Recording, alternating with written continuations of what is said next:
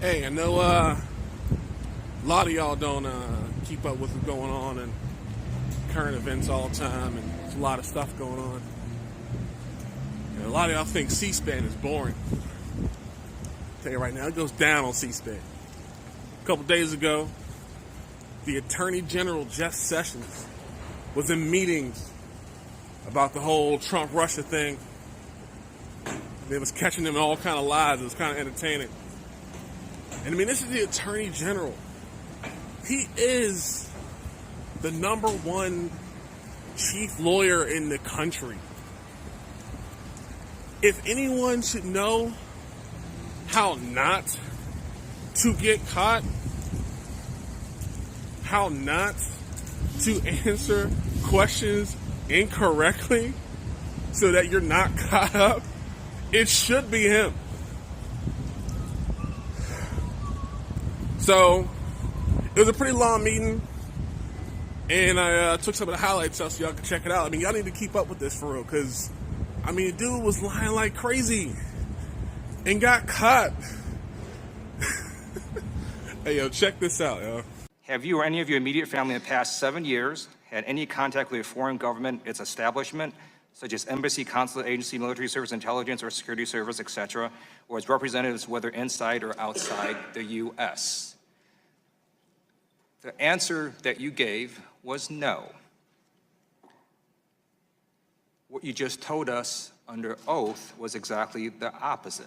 So I'm going to ask you, Mr. Sessions, were you lying then when you filled out the form, or are you lying now?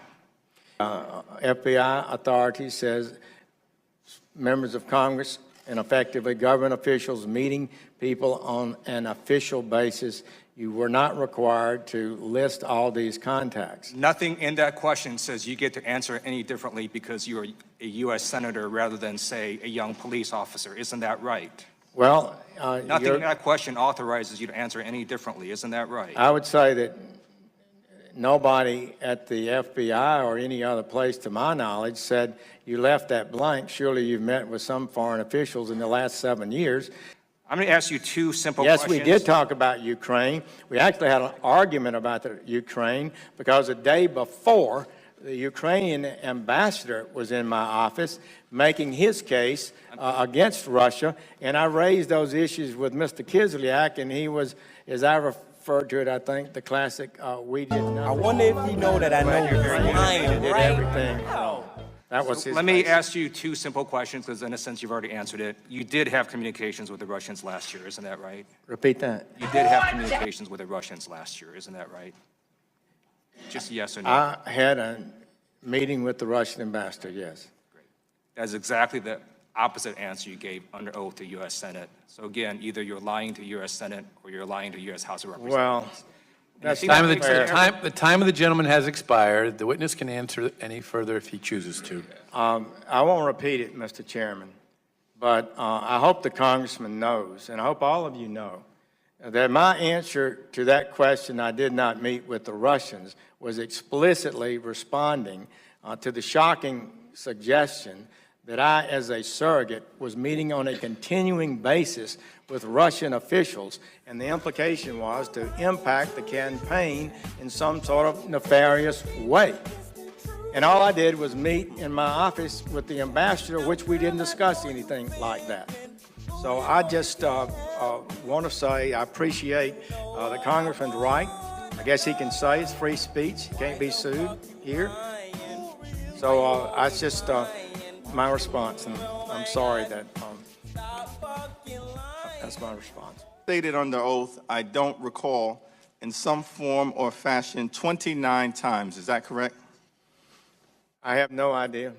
I have a copy of the transcript of your testimony before the Senate Intelligence Committee in June. You stated under oath, I don't recall, in some form or fashion, approximately 36 times. Is that correct? I don't know. In your testimony today, you have stated, I don't recall, at least 20 times. Is that fair to say? I have no idea. Also stated during that Lou Dobbs interview that the intentional failure to remember can constitute perjury. Mr. Attorney General, do you still believe that the intentional failure to remember can constitute a criminal act? If it's an act to deceive, yes. I'm going to ask you some real simple questions, and I want some real simple answers. You understand? Let me get this right. Testified in January that you had no contact with Russian operatives during the Trump campaign. Earlier today, you testified that your story has, quote, never changed. Is that correct? I believe that's fair to say. Okay, We've added things that I did not recall at the time. Right. So my statement at the time was my best recollection of the circumstances, and as things are brought up. Clearing my time, I understand. All right. So you testified in June before the Senate Intelligence Committee that you had not heard even a whisper about possible Russian involvement in the Trump campaign. You hosted a Trump campaign dinner meeting on June 30th, 2016 at the Capitol Hill Club, is that right? That's correct, I believe. And your Senate reelection campaign paid for that meeting, is that right? I think that may be so. Does that establish some sort of improper contact? I think with you understand. Russians? I think you understand. He's that. not Russian either. You understand, sir? I get to ask the questions. You provide the answers in this capacity. You're no longer in the United States Senate. See something? Now you see now, you done fucked up, you know that, don't you? I See what I'm saying? I thought. No, so, you know what I'm saying? That you done fucked up now, you know that, don't you? Let me be clear. So let me be clear. But let me be clear. Let me be clear.